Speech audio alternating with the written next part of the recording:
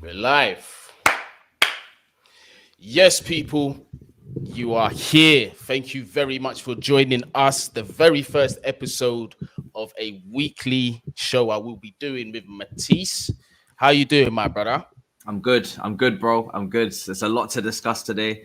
Big game 100%. tonight. It's not no joke. 100%. Serious settings. Do you know what? Yeah, let me tell the people them how we just got this together. I literally just messaged Matisse. I'm like, yo, I just need your greatness on the show. And Matisse was like, yeah, man, come we do it. Do you know to this point we still ain't even got a name for the thing? Trust me, that's how organic that we're running this thing, man. But obviously, make sure you do like, share, subscribe, leave your thoughts in the comments as well. All of that stuff. In fact, you know what?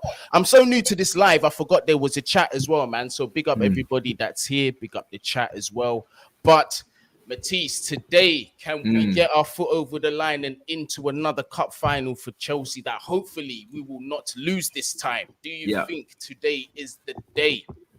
It should be job done, bro. Like we should already be talking about the final. Like the way we dominated from the first leg, the way that we sadly missed our opportunities and our chances. There should be no discussion. There should be no room for Tottenham to even think they're still in this tie. But unfortunately, we left the door open. So now we've got to fully close it. And the only way to do that is to be professional. You know, we're going to have to send out a strong team. We should be about 4-0 up probably from the first game. Lukaku has a missed header. Werner tries to lob the goalkeeper as well. Doesn't really get the job done there. A couple of other chances. But yeah, I think for me, Kante seemed a bit disheartened as well. On the post match when he was talking about his team after the game. So I don't really feel like they even believe that they can get something. They can turn this around. And Son's injured as well. So that's like half the attack. Do you know what I mean? No, so absolutely. And if we're being honest as well, obviously Conte has only really been in for 5 minutes, but Spurs haven't really had that cutting edge, have they? They haven't really been able to put teams to the sword, sort of similar to what we were going through. We seem to be going through patches where we score goals, we don't score enough goals, we don't take our opportunities. Bit of a merry-go-round for us at times, but obviously that depends on the selection that we have available because we've had a lot of injuries, so understandable. But my concern, because listen, I'm confident that we're going to go through and make it to the final. My concern is just complacency. We've seen it a couple of times this season, Matisse, where, you know, we've perhaps gone into a game with the mentality of, oh, we've been playing well so far, or we've done the job last week. This week, we can take our foot off the pedal a little bit and rely on our talent and our skill to get through, when it shouldn't be like that. Every single game, you've got to take it seriously. That is my slight concern going into this game, and the fact that we are at White Hart Lane. Can you does that ring in the back of your mind when you look at this fixture, or do you think that we've sort of started to turn a corner a little bit? I wouldn't say turn a corner just yet. No, I think the attack is still quite messy. There still needs to be a lot more solutions to how we get the best out of a £100 million man. Lukaku, Werner as well is another player that, for me, the longer time goes on, the more I'm thinking this is not really going to work. Do you know what I mean? The way that he is as a player, the things that he lacks. And that goes really for the whole attack. For me, the whole attack is underperforming still, you know. There's still much more to do. And obviously, you know, midfield-wise, we know that, you know, with some key players missing, we can look quite weak in there as well. Kante's been a massive addition back into this team. When he's back on that pitch as well, it makes a huge difference. We over-rely on this man far too much. Yeah. Wing-backs, we already know the issue as well. Until we bring in a right wing-back and a left wing-back, my expectations are on pause for this team because, you know, Alonso and Azpilicueta, they can have a good game on the off, but consistently for the rest of the season with Champions League football returning, there's just no way it's going to work. No, absolutely. I agree with you, Matisse. And obviously, we're going to come on to transfers. We're in the month of January. We'll come on to that a little bit later. But in terms of the team selection today, we've heard that N'Golo Kante and Thiago Silva, I believe, was it COVID that they had before? Or was it injuries, niggles that they had? I'm getting confused. I think they had cases, yeah. I think they had cases. So, but my thing is obviously we've also have to have one eye on this weekend with the Manchester City approaching away. So I'm very much of the opinion that we need to rest some of our key players. Obviously, with Kante, the amount of niggles that he's had and not really had the opportunity to rest. We've asked him to play at times when he's wasn't supposed to play. Similar with Thiago Silva, I feel at times, especially in December. Credit to him because he went through it pretty unscathed, in my opinion, for his age. But we played him quite a lot through the month of December.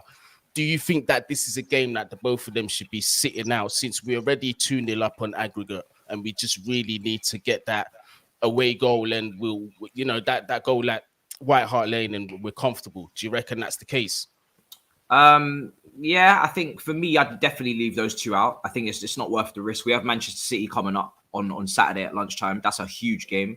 Not even for the title race for me, just a huge game in terms of we need to show that, we're still looking for that second place with Liverpool, and we're gonna keep that fight up to keep us away from that top four battle. I don't want to be involved in mixing with the likes of Arsenal, with Manchester United, with West Ham, with Tottenham. So we need to go and win. We need to try and win that City, or at least take something out of that City game to show that we're serious.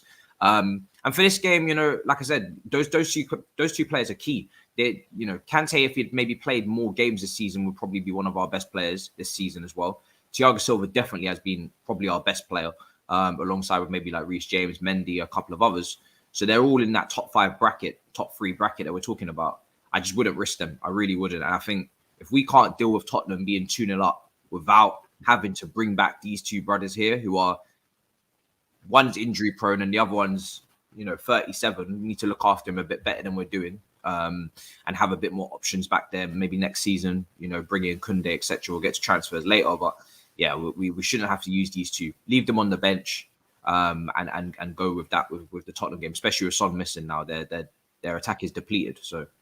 So that leaves us with a few options left in the midfield. We've still got Kovacic available. We've still got Loftus-Cheek available, and we still have Saul available, who actually surprised the shit out of the most of us the way he performed last time against Tottenham. Because listen, if you had asked me before seeing that game if I would want to start Saul in this game, I would tell you I'd rather put sand in a trolley. I'm telling you now, mate. But do you think he's a shout for a start today after his performances? Maybe. I mean, because we have Manchester City coming up, I feel like we do need to remember that that's going to be a big run around for us. They're probably going to dominate possession. Of course, when we play Man City in recent years, we do try to match them in possession, and it is quite split. But we are going to have to go toe-to-toe with them in the midfield, and it's going to be a long day. Long day. So whoever's starting at the Etihad, I'd be cautious about starting them in this game. And I wouldn't start Saul at the Etihad. So it does lean towards maybe Saul starting this game. Maybe Saul with Jorginho again, like they did last week. They played well. They dominated that midfield. Save Kova and Kante for the game at the Etihad, where we know we're going to need legs. We're going to need to cover more space, especially with those wing backs or whoever plays out there. They're either wingers who aren't defensively competent or they're wing backs who are slow and laggy. Regardless, we're going to need that midfield to do overtime. They're going to be clocking out much later than usual. Do you know what I'm saying? Whether they'll get extra pay, we don't know. But it's going to be a long day for those guys. So we're going to need to just, for me, use 4 different midfielders for the 2 games. So yeah, I probably would actually go Saul and Jorginho. Loftus-Cheek, I don't know, man. Since he broke into the team, earlier on in the season, he was looking really good. Obviously, breath of fresh air to the side. Now, starting to lag a little bit. It's kind of stagnating, and he's still under pressure. I keep saying it. I know we all love him and everything, and we want him to make it here and everything like that. But Gallagher, he's competing with that. The number 6 that we desperately need to sign, he's competing with. And for that reason, his place is never going to be at Chelsea. Your place is never not up for grabs anyway, especially if you're not one of our top performers, which he definitely isn't. He's nowhere near that. So he needs to have one eye over his shoulder. He needs to be looking around, because I'm seeing Gallagher at Palace. I'm seeing Tchouaméni, who we're linked with strongly. I'm seeing many players in that midfield to come in, even looking at Gilmore, players like that. There's a lot of competition coming back over pre-season if we make one more signing as well. So he needs to be careful with that, man. So I think it's safe to assume. Let's just put the preview or the predictions to an end for the game, so we can move on to transfers, because that's also a subject that I like to discuss. But just out the way, I'm just going to give a quick prediction. You lot can let us know as well in the chat. I'm going to go with another 2-0 Chelsea. Reason being is I don't see Spurs scoring against us. They haven't looked like scoring a lot of goals against lesser teams, in my opinion. I understand it's a London derby, and Conte's comments, as good as a manager he is, they felt a bit defeated to me, like defeatist. And that's something that you never want to come out and really show your opposition. But for some strange reason, Conte did. I think it's just his nature. He's just an honest guy. He can't help but be honest and speak his mind. And realistically, we all know that we're levels above Tottenham, but for him to come out and say it, that for me can be damaging depending on the crop of players you got, because it can go one of two ways. It can either go like, he really said that, we've got to prove him wrong, or oh, okay, he said that, fine, we're going to down tools. And I see Tottenham more in that camp, because they haven't shown us anything over the past God knows how many years to show us that they are genuine winners. And that's not even being that's not me being disrespectful, you get me? But Matisse, give me your prediction, bro. 1-0. I'm going 1-0. I think it will be I'm hoping for a boring game. I'm not really trying to see too much fireworks. I just want this game to be done with comfortably, so we can move to the final and focus on City, because for me that is what we should have one eye on. Yes, this is obviously a cup semi-final, but we're 2-0 up. Game should be done. Tottenham looked absolutely horrific in the last game. It's not over yet. But if it ends 0-0 or 1-0 to us or 1-1, I wouldn't be complaining at all. So yeah, that's how I see it. It needs to be comfortable and keep it moving. Nah, for real. Let's just get that job done. Big up everybody in the comments. Man, is seeing them, obviously putting them up here in the lives. We don't forget about you. I see you, Redneck Blue. Big up yourself. Halimi. The gang, you get me? J5 Agenda, all of you, man. Big up yourselves for taking your time out to come here, you get me? See some new people joining in as well. Welcome. We was just discussing the Tottenham Chelsea game pretty much. Matisse and myself, we both think that we should be going through to the final. And right now we're about to touch on transfers, because Matisse, it's the 12th of January. We're coming up to mid-January, and all we are hearing as usual is monitoring FC and all of this business, everything except getting pen to paper on the correct signings. So let's start off with the boring one first, and that is our own player, Emerson, at Lyon. It's interesting because we have offered Lyon 8 times the amount they paid for the loan fee of Emerson, and they are still putting their foot down. So it's looking quite techie with Emerson. We might not even get him back in January. And Digne is looking to go to Aston Villa, who are recruiting like madmen. Coutinho, Digne, who else is being linked with them, man, there? You see what I'm saying? The madness. The pull power is real. Yeah, that's it. Steven Gerrard's pull power is real. And the thing is the football that Stevie's playing as well. It's looking good, man. It's looking good. He's someone to look out for in the future, I think. But transfers, let's talk about Emerson. So what's the current situation with him? Is there still a possibility that Chelsea can get him back in January, or are Lyon exercising their legal rights to keep him at the club? I mean, that's the third rejection we've had now from Emerson, from Lyon for Emerson. The first two were just rejected flat out. I think we need to, for too much time, Chelsea are not looking at it from Lyon's standpoint. Why would they allow Emerson to leave for 3.3 million, which was the last refused offer, for a player that they have currently on loan, that is playing every single game, first choice left back for them. And if they was to take the 3 million and send him back to us, not only could they not exercise their option to buy, which is part of that loan deal, for a permanent, which is probably what they want to do because he's been doing very well for them. I think he was in the Uber Eats team of the season so far. So, and if they get that 3.3 million, who can they buy for 3.3 million to play left back for the rest of the season for them? Who out there is they're not going to be able to improve upon Emerson for 3.3 million. It's not possible. So we're caught in a position where we didn't even want this player. We put that option to buy for a reason, because we want to sell, because we want him off the books. Now we're trying to bring him back because really Tuchel, that's the only person he seems to really say that he can trust. Maybe he's worked with him before. He wasn't too keen on Lucas Digne. I'm not surprised because Lucas Digne is on what at Villa probably 120k. I was here in a week or something like that, 150k, costing 27 million euros or pounds. I'm not sure on that, but costing a decent amount for a 28-year-old. Good player, good going forward. Defensively a little bit suspect, a little bit injury prone as well. Not the quickest, so not exactly a like for Chilwell. So I can understand why Chelsea, the board, Tuchel, if he's not keen, then you definitely don't go for him anyway. I haven't got him in my top options. I've always got Goossens and Guerrero at Dortmund and even Angelino at Leipzig and even probably a couple of others above him on the pecking order in terms of just, bringing in a player in this position. But Chelsea have royally screwed themselves over here because they don't know what they're doing. They're begging Leon to give us Emerson back, a player that we own technically. They're now looking to beg Coventry to bring Ian Maatsen potentially back when, again, he's played too many minutes, so we can't just use that clause. We have to ask.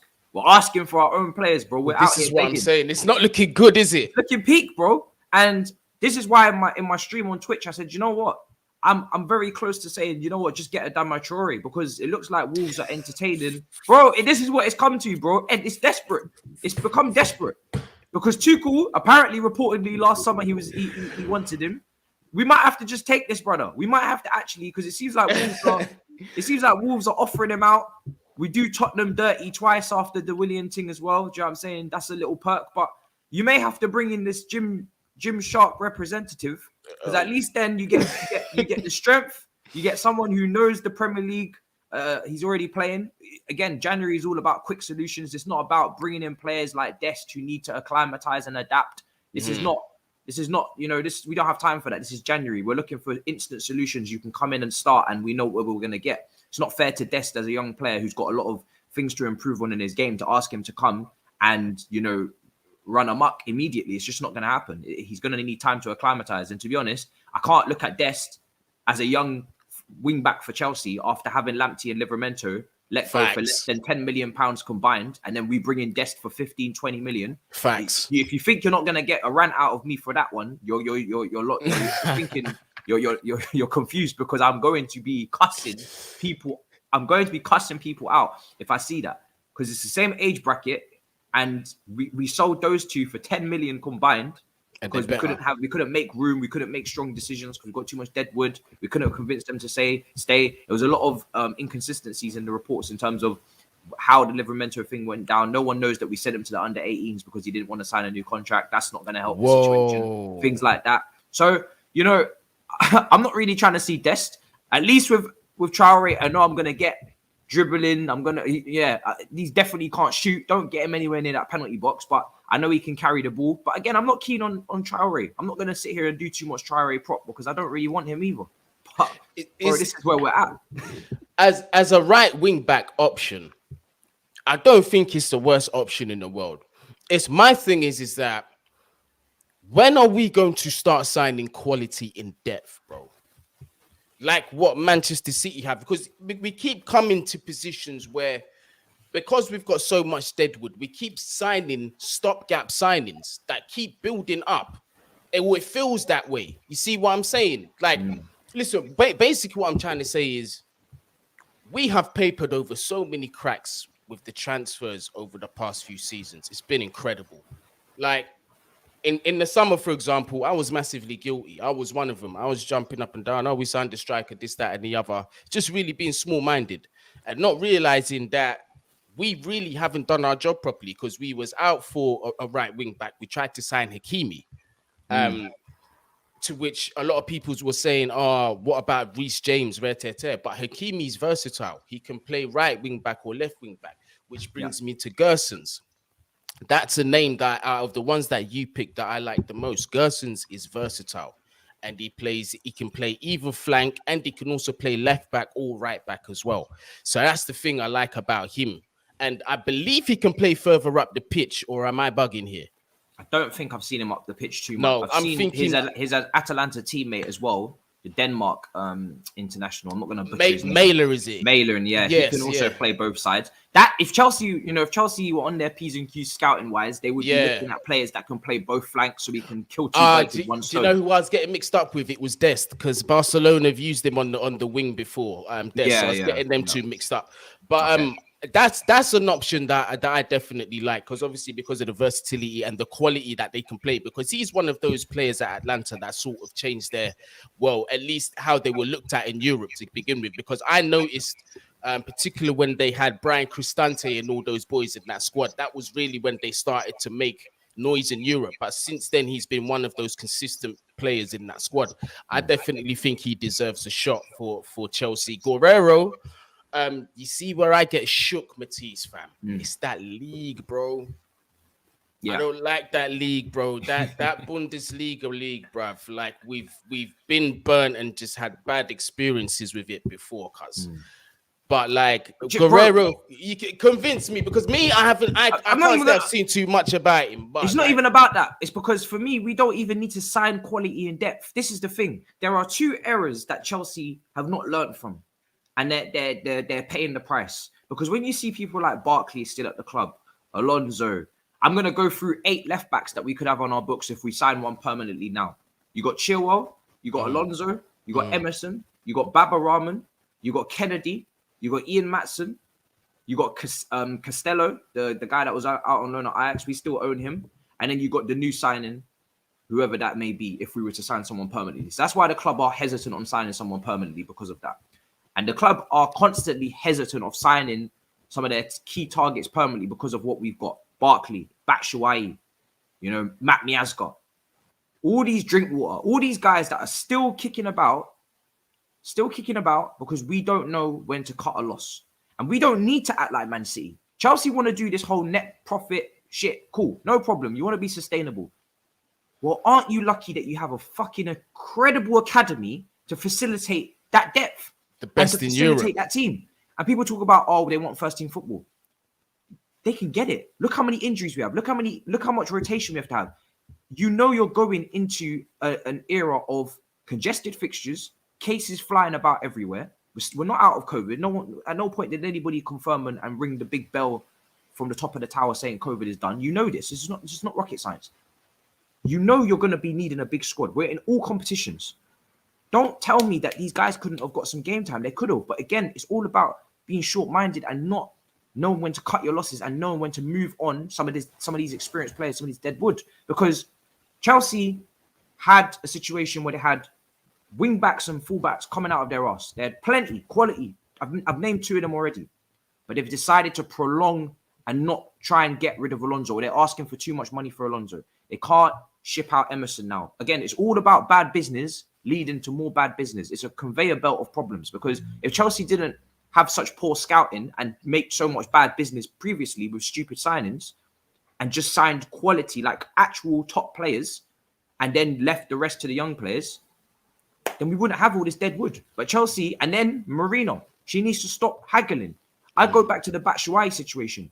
Dortmund offered 40 million for Batshuayi after a great loan spell in Germany. Remember that season? I remember that, yeah. Yeah. We turned around and said, we want 60 million. Dortmund said no. They moved on with their lives. We kept Batshuayi. Fast forward now, Batshuayi is not even worth 6 million. What's that all about?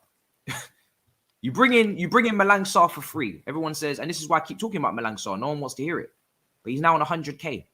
Is he better than Tomori? No. Is he better than Mark Gurhey? Is he better than Levi Colwell? No. So then when it comes to try and ship Malang Sarr now, we're going to probably doing all this long thing about we want certain money, but people don't want to pay the wages. So that's going to be an issue again. Barkley on God knows how much money again. Drinkwater, 150 he's on. Loftus-Cheek, 150 they're on. It's just a conveyor belt of just bad deals leading to more bad deals. And 100%, not every youngster can make it. But are you trying to tell me that at wing back, we should be struggling? With the amount of wing backs we've produced from Cobham, why are we here struggling? Why are we out here begging Leon for Emerson? Why are we out here begging Coventry for Ian Matson? That's not how it should be. No, absolutely. That's not good planning. That's poor planning for the future. That's what I was just going to say about that comment. It's like, well, the thing is the key to that is the youngsters are ours. They're available for us to choose. It's just bad planning. there's no foresight in some of these decisions.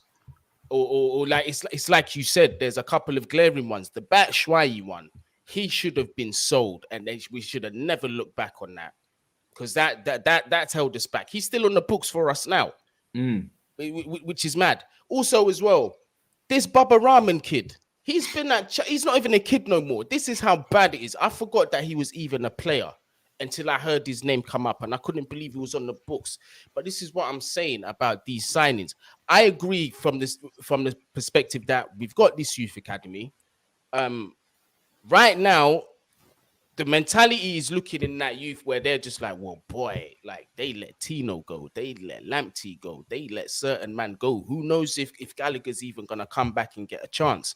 None of them are sure of their place in that first team, when really and truly they should be getting some kind of assurances or a bit more integration into the first team. People don't want to hear that, because people want to say we want to win now. But my question is, are we going to compete for the Premier League under this current regime of the way that we're doing this, which is quick fixes? Okay, we need a manager, sack one, hire one. We need a striker. Okay, 100 million, bang, there you go, new striker. We're gonna win. This is not 2017 where we signed. This is not 2020. This is not 2015 even, when we signed like Costa and Fabregas and Felipe Luis, and then we turned ourselves into title challengers. We're competing against a whole big ass institution in Manchester City that from top to bottom have all of their shit patterned. They have their scouting patterned. They have director of football patterned along with the manager's ideas. They have the money, and they have the intelligence to say, oh, Cancelo, okay, cool, we're going to bring you in. Rodri, cool. It's not going to work out first season. We're going to bed you in slowly. Second season, now they're both running, doing a madness. We're not on that. We're not on that level. And the only way to maybe we just have to accept that this is Liverpool and Man City's era, and it's mainly Man City's era. But we need to be ready to capitalize when it ends, or if it comes to an end, or at least build to compete. And the only way we're going to do that is by actually ripping shit up and saying, okay, we've made these mistakes. How do we not do that again? That's why you're not going to see me doing prop for Chiesa for 100 million from Juventus. You're not going to see it, because I'm tired of these ridiculously expensive quick fixes with very little due diligence done. Kepa, still on the books. Everybody thinks it's okay because penalty shootouts are being saved. But can I ask you, did you sign the CEO to flip the burgers? No, you did not. Facts. So I'm sorry, you didn't pay 70 million for some penalty shootouts. It's not enough. You're on big money. You're meant to be the starter. Again, more money wasted. And people are talking about, oh, we're not creating a nursery. I'm not trying to create a nursery. It's Thiago Silva, brilliant signing on a free. We know what we're getting. Kante, brilliant signing, unbelievable deal. Fabregas back in the day, great signing. Juan Mata, look at the standards. I'm seeing on the TL, 12-13 season, 30-something assists, 19 goals. And you wonder why I cannot hype up some improvement from Ziyech. I cannot hype up some Timo Werner. This is what I'm Matisse, bruv. I swear down. We're on the same page on that. I was saying this, bruv. I was saying this on the stream the other day. I was like, when you really look at it for what it is, yeah, and you look at some of these names, your Jorginhos and certain man, not saying that they're terrible players, but can you put their names next to your Essians, your Lampards, your Makaleli's, your Balaks? You cannot, bro. And that's the standard that I'm used to, that you're used to, and that's what Chelsea need to continue doing. But somewhere along the line, is it that the standard dropped, or like I don't know what happened, bro. I don't know what's going on with the scouting, but Scott we seem to McLachlan be is signing a lot of players that belong to. I said it before. We have a lot of attackers in particular that belong to different ways of life. Scott McLachlan is the chief scout, I believe, of Chelsea Football Club, and questions need to be asked, because when Emanala was here, yeah, he was getting stick, but did you see the quality of players that he was bringing in? Exactly, and bro, I swear to you, every time I load up Football Manager, I sack him immediately. I really do. Every time I load up Football Manager, I sack him immediately. Every time I go on Football Manager, I go through our scouts and I sack a good 9 or 10 of them. Yeah, only a couple. It's just what I do. Do you know what I mean? It's the first order of business, because you just know that how are you spending 250 million? I calculated over the last 2 summers on attackers plus Pulisic the January before, so that's not included, and then they're not working. And some people will say it's the formation, but they weren't working under Lampard either. So then we keep saying, okay, formation, this, formation, that. But if I'm talking about traits and characteristics and elite elite quality from some of these forwards. They're lacking in so many areas that when we're putting the ball in behind from a Ziyech pass against Tottenham for Werner and he's not putting that in the back of the net, what system saves that? You know, when Ziyech is the ball's rolling across him and it's time to whip that, bend it like Beckham into the far corner and he's passing it back to the goalkeeper, what system's saving you? Hudson-Odoi is young, but when he's got opportunities to shoot against Burnley and Manchester United and you're putting them wide, what system's saving you? When Pulisic, you know, yes, he scored against Liverpool, fantastic, but you're not getting your head up on time to make that pass in behind to Kai and it's offside. What system's saving you? So we're talking about system. If these guys, I've seen people overperform. I've seen Son and Kane at Tottenham under a shit system under Mourinho overperform. If they were doing that, then we could say, okay, now the system's really hampering you because you're outperforming in a shit system. There was no system complaints with Hazard because he was multifaceted and he can do it all. So if you're outperforming and you're clearly showing that you're above you're clearly above your station, then you get paid more at work. But these guys are not showing that we should be now catering the team to them, or we should sacrifice our defense, we should sacrifice our midfield structure for these attackers. What have they shown to change the balance of our side and flip it in their direction? What have they shown? They haven't shown that they're capable of doing that. And that goes back down to the scouting again. Going after names and people that have high GA and having great seasons. And even I fell for it. I'm not falling for it no more. I'm done. This is why I'm not doing it anymore. Absolutely. With beautiful GAs in other systems and in other leagues, but they don't translate over here. And it took me that Lukaku interview where he pissed me off to sit down and objectively say, do you know what? I'm going to stop flying the flag for everybody. And let me just objectively look at the situation. We play possession and we sign counter-attacking strikers that run into space. That from the offset makes no sense. It doesn't make any sense from the beginning. It doesn't make any sense. And yeah, we've got nobody that has, I like to call that selfishness in front of goal, that just wants to just relentlessly score. We don't have that person. We don't. So, and do you know the thing is look, I know what we have right now is young in comparison to these two players, but we complained about them a lot, Pedro and Willian. But when you look at their output compared to what we're getting now, and like I said, obviously opposite ends of the spectrum, these lot are seniors, these lot are young, still learning their craft. But we are missing that kind of output. And I do believe there is a profile of player. You've got to have a certain personality to be like that. I think Lukaku's the only one that is like that. But by nature, he's a number 9 and has been throughout his career and hasn't really been used elsewhere. So you get me, but I feel that we need a bit more outside of him to provide that as well. We need more. We need goals from the wings too, bro. And we're not getting enough. We ain't getting enough. It's like you said. There's Ziyech. He's too hot and cold for me for the age that he's at. That's the patience that I give a youth player. I expect him to have got it together by now and to be putting in consistent performances. You get me? So what I'm seeing from him still, it's been decent, but it's not been enough. I need to see more consistencies, more leadership from him in them positions because he's a senior. Callum Hudson-Odoi, again, he's youth, but you can only go by youth by so much, bro. You can't always lean on that crutch of youth because listen, when you're 1-1 in goal and you've got a whole side of goal available to you, right? You need to put it in. You have to. You're under no his pressure. Shooting and him 1v1. The shooting is I've been saying is absolutely shocking. Like his shooting is the biggest issue in his game because if he could shoot, that would change the game for him completely. Now he'd actually be able to score some goals from that. If you're gonna I've always said if you're gonna be on the left wing, cutting in on your right foot in the Premier League, you've got to be able to shoot. It's not optional. You don't get to pick and choose. You have to be able to shoot. Whether you're a creative winger, an inverted winger who runs in behind and takes advantage of the space like a Mane, doesn't matter. You have to be able to shoot. If you're a right-footed player playing off the left, you have to be able to shoot. Now, he can't shoot, so that's a big problem. But if I'm looking at Hudson-Odoi when he first burst onto the scene, he was absolutely ripping players 1v1.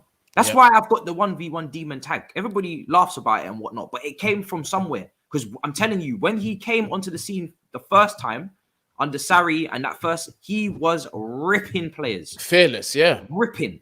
But ever since that injury, I'm still waiting for him to get back to that, but he's not quite there. But even still, funnily enough, he had that good run of 6-7 games, he's still probably one of the most creative players in the team. And we talk about creating chances or the system. How about we talk about the individuals within the system?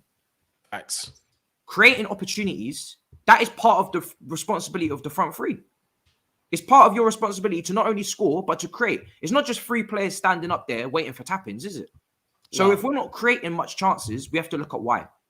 And I talk about, again, the traits and characteristics missing from certain players. Pulisic can score goals, really good dribbler.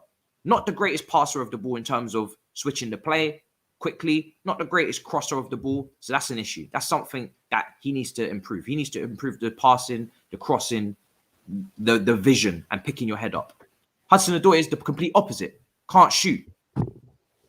Needs to improve the dribbling actually as well, 1v1. But can switch the play, can cross the ball. We saw for Lukaku against Aston Villa. So those two are like complete opposites. They both, if you actually took their best traits from either of them and put them together into one player, we'd have a great young winger. We really would. We would have a great young winger who can start most games week in, week out. So if anything, maybe we just need to take half of Pulisic, half of Hudson-Odoi, just put them together and just put it into one player. That's it. I don't know how we're going to do that in the lab, but that's something we need to look into because just have one of them.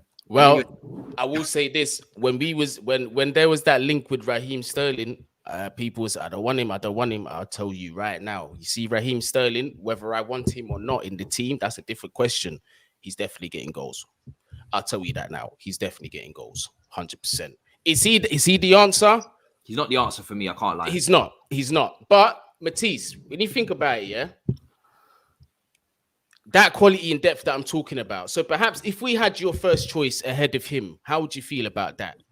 So if you had him as a rotation option instead to come on in other games, I know he wouldn't want to be on the bench to be that player, but this is the kind of power that City have, is what I'm sort of trying to go to. You see what I'm saying? I think with Raheem, he's a great dribbler as well. I don't think his finishing's that great. But I think it's being very much probably improved because of Pep and the system he plays in. He gets to the back post a lot. He gets those tap-ins. His willingness to get into the box and put himself in the right position to score the goals is brilliant. Yes. But I do see Sterling as a player that will probably frustrate me as well at Chelsea because I think if you take him, I think when you look at Pep's attacking system, that is on another level. There's no system like it in world football. When he goes into clubs, he creates a system that is unparalleled to anything else. No other manager sticks Gundogan up front against Liverpool at Anfield and he bags 2. No other manager puts Zinchenko up front against Paris Saint-Germain and they win the game. It just doesn't happen. So he is on another level. Not Klopp can compare, not Tuchel can compare. They're great managers, but from an attacking standpoint, what Pep does, I don't know, maybe we need to be Bielsa and get the glasses out.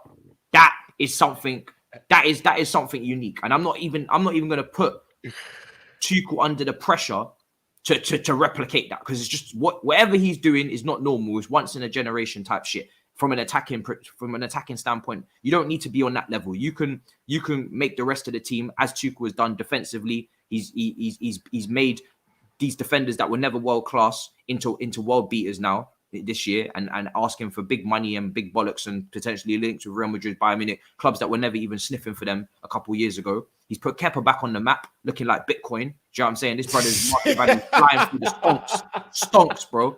He's got Jorginho sitting next to the Kardashians in Italy.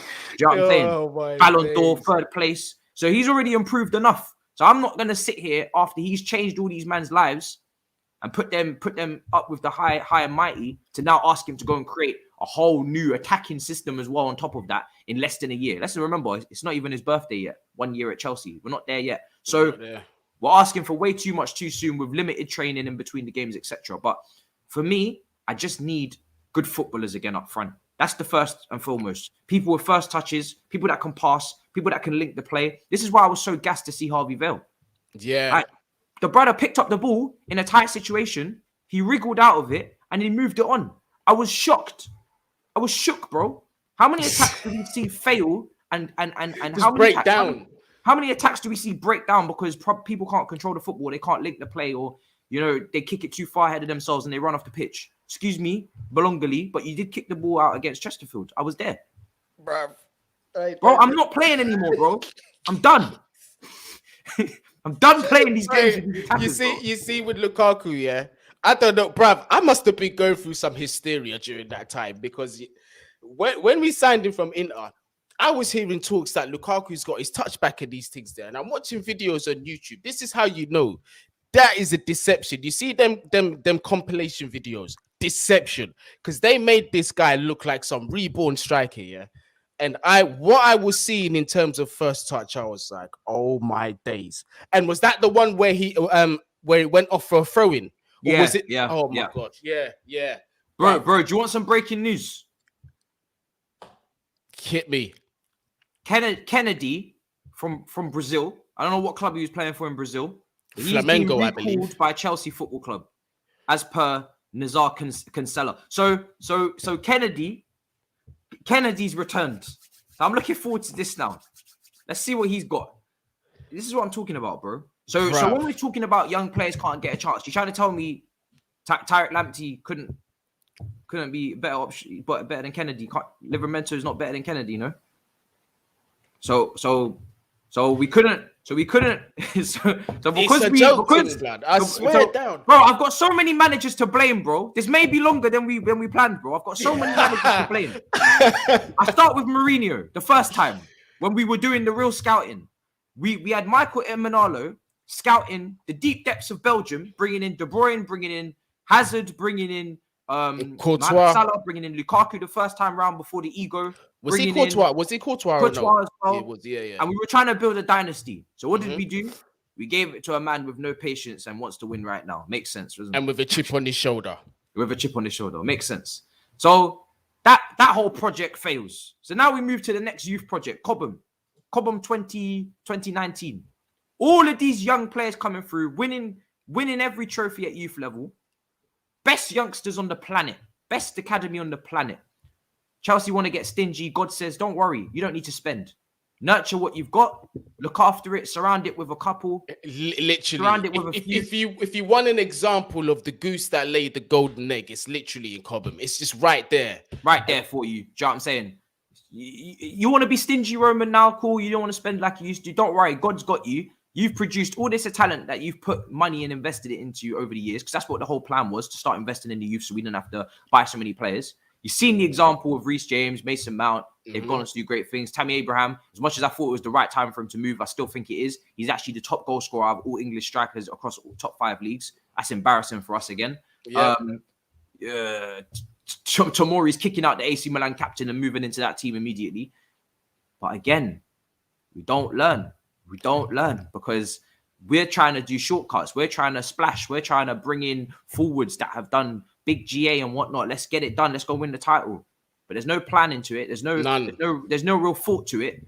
It's brothers that belong to different teams, and all that chemistry that you work up in Cobham and those relationships that can now be brought to the first team. We're saying fuck all that, and we're going to bring in loads of other players that are not. I'm gonna keep it a buck with you very soon.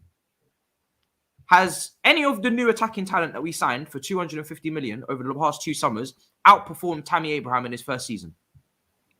Nah, I can't even lie. Tammy made more of an impact in his first season, 1,000%.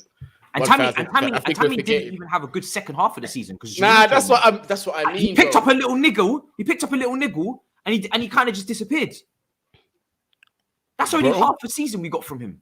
So, bro, this is what I'm saying. Sometimes we get too excited with the splashing, innit? We like to splash, we like to spend, we like to see breaking news, but none of these brothers have actually come in and done anything of substance yet. And we're now second season deep when I start to judge people. So when I'm looking at it, I'm saying to myself, people talk about Cobham and we are not a nursery and we don't have time. Well, how about we just built the experience like Mount, like Reece James for a couple seasons, because now they're in the team and they're probably some of the top performers. So if you just had a bit of patience, plus brought in some top players with some proper scouting, surrounded that talent with some top players like Thiago Silva, like Kante, etc. And then in a couple of years, when we've built correctly now, we'll be ready to challenge. And guess what? We'll be ready to challenge with players that know each other, have relationship with each other because they've played together, glittered with some world-class players that we've got money to spend on them because we have got players that we have not had to spend on, glittered throughout the team.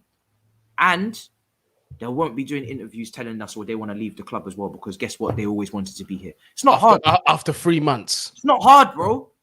After 3 months.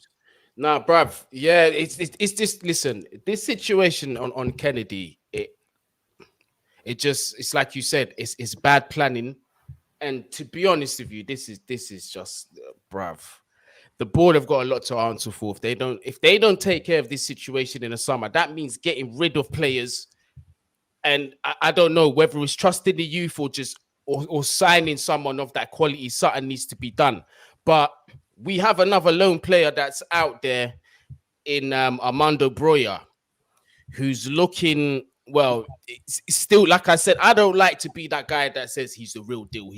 I take time before I make decision on players, but I'll say this.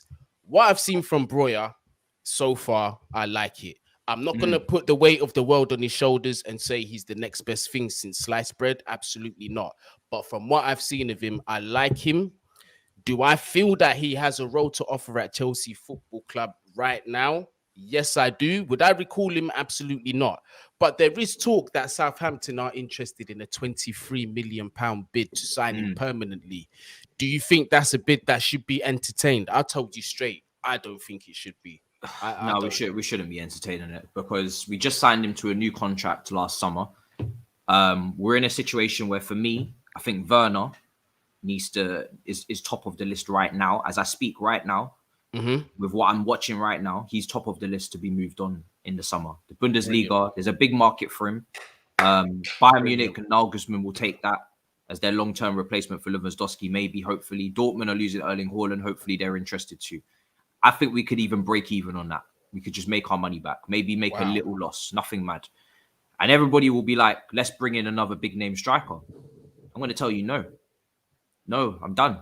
Let Broja come in and replace Werner. You've made money. Then go and put that money towards whatever centre-back is leaving, like get a Kunde. So you're not shelling yourself out there, because if Rudiger stays, we bring through Levi Colwill. That will make me feel a lot better about the Tomori Mark Gurhey situation. Levi Colwill's 100%, absolutely killing it at Huddersfield, and his leadership material as well, bro. If people are telling me that this left-footed ball-playing leader, absolute stallion, built like a brick defender, can't come in and be a rotational option like Trevor Chalobah has been this season, then we may as well shut down the academy. We need to figure out what they're giving them light-skinned boys over at Cobham, because you think him and Reece James, my brother, hey, them man look like no nonsense. But could you imagine, bro, them two just teaming up, bro? Yes, there's no reason why he can't come in and be the successor to Rudiger after a few more years if Rudiger stays. So you're sorted on that side. Thiago Silva, he's 37, going to be 38. So make sure that you have the option to play a back three sometimes when he needs to play, because you don't want him running out into the channels. He'd probably still be calm, but again, look after the brother. Back three, I'd like to see him in. So you can alternate between a back three and a back four. Give Tuchel that flexibility by having 5 centre-backs. You got Colwill, Rudiger, Silva, Kunde, and Trevor Chalobah. Those are my 5 centre-backs, 100%. You got everything there. Ball players, you got players from the academy that are young, that are improving. You've got first-team players, you've got leadership, you've got talent. It's all there, ready to go. And then you've got players that can play a back four as well. But for me, with Broja, it's the same thing. You're making money, and then you can put some of that money now into cover at the fullback positions, which we're seriously lacking right now. Seriously, like we've only got 2 fullbacks at the club, because the Matisse, other 2. Sorry to cut you off, but let me ask you. You see this situation with Ben Chilwell. Now, obviously, it's unfortunate that he's had to have surgery. He's going to be sitting out for the rest of the season. Now, remember the kind of injury that we're talking about. That means that, you know, he's going to have reconstruction in his ligament, and that's a very, very serious injury. Now, can we afford to take the risk once he comes back to assume that he's going to come back to close to his best? Or should we be going into this summer mindful of that situation and perhaps saying, well, we need to think about signing somebody that's possibly, that's what I'm saying. That's why I'm always looking at, you know, Goossens. And I'd love Goossens at Atalanta. He knows Rudiger. If Rudiger stays, they both play together in the national team. That's a great signing as well. Ideally, for squad building, you'd want someone who could play both flanks. Yeah. So Malin, who we spoke about from Atalanta, will probably be a good choice because he can play on both sides. Spinazzola was someone we were looking at who played in the national team for Italy before the injury. He looks like he can play both sides. So Has he been back since his injury? No, I think that was a very big injury. I'm not sure if he's been back since then, but it's kind of like Atal at Nice. Yusuf Atal, that's a sad situation as well. Another wing back that was looking good as well. When we was tracking him, then he got a big injury. Chiesa, people love him. He just got a big injury as well. Ligament as well. But we need to get those positions sorted as well. I wouldn't mind bringing back Livramento in 2023 for the buyback there, and bringing him back into the fold. And then for me as well, when I look at it, that midfield, it's time to get serious in that midfield. I think you need to take a look at potentially, obviously, probably Gallagher's going to get used. I think Tuchel loves him. And you need a 6, Tchouaméni. We need to be bringing him in. Same agent as Koundé. Get them both in. Tchouaméni, let's come on to the midfield actually, Matisse. Tchouaméni. That's a signing that I'm very much a fan of. I'm not going to lie to you, mate. At first, I was very much in the camp of Declan Rice. Listen, you see with Declan Rice, I was very much, at the beginning, I was a bit skeptical. But especially last season and what I've seen this season, I think he's come on leaps and bounds. I'd also be very happy with him being signed. But is it a case it's either Dec or Tchouaméni, or do the club have ambitions to go for both of them? Because if they go for both of them, that's like Christmas coming early for me. And I'm sure they're not going to get both of them in the same window. I think the ideal situation is that, the ideal situation is that we bring in 1-6. Yeah. You obviously have Jorginho there for me for one more season. You've got Kova, good to go for many more seasons. Kante's injury prone, but at this point, there's no point looking for money for him. Just keep him, play him, because he's so good in the few games he plays. Just take that hit probably. You got Gallagher and you got Mason Mount. You got quite a few midfielders there. And listen, my eyes on a sneaky Jude Bellingham in a couple of years, but we'll leave that to the side. Oh yeah, bro. Don't even get me started on that. You move on Saul. You move on. I mean, Loftus-Cheek's in danger, big danger. I said it to you earlier, big danger, because Gallagher's outperforming him. Yeah, outperforming Saul. You've got Tchouaméni as well, who's got to come in for me, get that extra 6. So we've got Jorginho and him for the 6 positions for one season, because I don't think we're going to get Declan Rice and Tchouaméni. Yeah, it's not realistic in one season. But the question was sort of in the long term, was in the long term, yeah. Both. Yeah, that's what I should have asked. But and then obviously Gilmour as well is there as well, who's another player. But I'd probably say maybe one more loan, just because there's so many options that we're talking about here. Matisse, I ain't gonna lie. You need to start reshaping that midfield, man. I ain't gonna lie to you, bruv. I love Billy Gilmour. I love Conor Gallagher. I like them both. I rate them both as players. Obviously, Gilmour has had a lot more of a difficult time this season, but do you realistically see a future for the both of them at the club? Obviously, you did say Loftus-Cheek might be leaving. Jorginho doesn't have much longer. Then you've obviously got N'Golo Kante, who's coming into his late 30s and he's getting more injuries. So do you see him actually see these guys coming back and earning their place at Chelsea, or a few of them being sold on that we perhaps might not want to see sold? We can't afford to sell any of our young promising midfielders. The midfield is aging. Jorginho, Kante are both in their 30s. Jorginho, mobility-wise, he's only going to get slower maybe. And Kante's injury prone. We can't rely upon these two to play every single game. And we need to be looking to the future. We have to. And so we have to keep these guys, and we should be using them next season. Again, for me, we're not competing for the title next season. If we're reshaping this squad, then we're reshaping it for 23-24. So may as well start now. Just start. That I can accept, yeah. Be a cup team, win the cups, try and compete for the Champions League. Again, they're one-off knockout ties. We know we can do that. We've just done it. Compete for the cups for this season, next season, and reshape that team properly for 23-24, and then we'll be serious again. This is my concern here, is knowing the Chelsea board, watch Gallagher get sold this summer, because look, I want to see him stay, but could you imagine a Palace or someone come in with a £40 million bid? Marina sometimes her eyes might be a bit too big for her belly. She might want to take that without having any foresight. You see what I'm saying? That's my concern. I definitely think Gallagher, like you say, current form is night and day between him and Loftus-Cheek. I definitely like to see Gallagher in the team. My concern is whether we'll actually see him stay. Now, with Tchouaméni, obviously he's the Monaco midfielder, very versatile as well, can play several midfield positions, quote unquote by Fabregas. He can play several midfield positions and he looks natural in every single one of them. He's had big praise from top players. From what I've seen of him, he looks like a top talent. So what is the current situation with him? From what I've read so far, I understand that Chelsea are currently front runners to sign him. We have been scouting him the longest. Obviously, the relationship with Cesc Fabregas over there at Monaco and the reports that have been relaying back and forth between the club sort of puts us in that kind of driving seat to sign him. But do you see that happening in the summer, most likely? Because a lot of people, I don't know why, they're saying that he could be signed for this January. What I can see happening is, at most, is a deal being agreed in January and for him to come in summer. But even with that, I'm not holding my breath. But I just want to know your thoughts on that, Matisse. Yeah, I mean, this will have to be the final thing I say just before I go to do my next stream. But Tchouaméni, I spoke to Julian Laurens on this, and there's going to be a big fight for him this summer. You know, Man United need one. They need a 6 as well. You know, this is a player that wants to play in the Premier League. He can play both sides. If you need him to be a box-to-box midfielder, he's got the passing range. Fabregas has praised that already.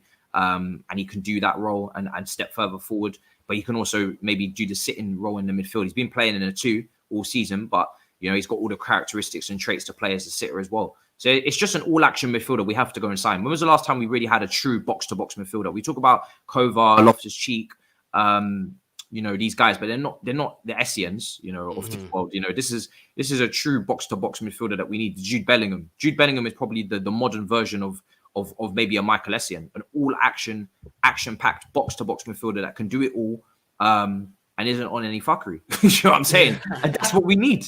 That's what we need. So, bro, right now, for me, he would be top target. Have to get that done. Have to. Him and you get him and Koundé done. You just get it done and keep it moving. You don't waste any more time. 100%. No, definitely. Well, Matisse, listen, I know I've kept you a bit over the time that you agreed. Apologies for it. I wasn't watching the clock. But thank you for staying your extra time, man. And obviously, you can find Matisse's details down there in the description. They're all clickable links. You get me? If you've not been following him, where have you been, man? This is one of the best content creators out there on YouTube, in my personal opinion. So make sure you do give him a follow. But yeah, man, to everybody that's joining my next live, you know what? I might just do a live straight after the game because I don't think I'll be able to do a live stream today because I've got to pick up my daughter from school. But I might be able to jump on straight after the game. I'll keep everybody informed. But everybody that's joined in, thank you so much for your support. Thank you, everyone in the chats. I see all the comments. I wish I could put them all up at the same time, but help us share. Help us with your subscription if you haven't subscribed already. You get me? But yeah, man, hopefully we're going to get the win today. I'm pretty confident of a win today. Like I said, I'm sticking with my 2-0 prediction. Matisse went with a 1-0, not expecting too many fireworks, which I wouldn't be too disappointed with considering we've got Manchester City at the weekend. But yeah, man, let us know your thoughts in the comments as well after the stream. Transfer targets of yours you would like to see at the club. What are your expectations for next season? In fact, what are your expectations this season? Do you see us holding a couple of cups, shithousing any cups? Because let's not pretend that Chelsea haven't been doing that. We can shithouse a cup or two, man. Do you see it happening this season? But Matisse, I'm gonna let you go. Everybody in the comments, everyone watching, thank you very much for joining us. Like, share, subscribe, wherever you are, whatever you're doing. Please make sure you do stay safe. Bless. In a bit, bro. In a bit. In a bit, my guy.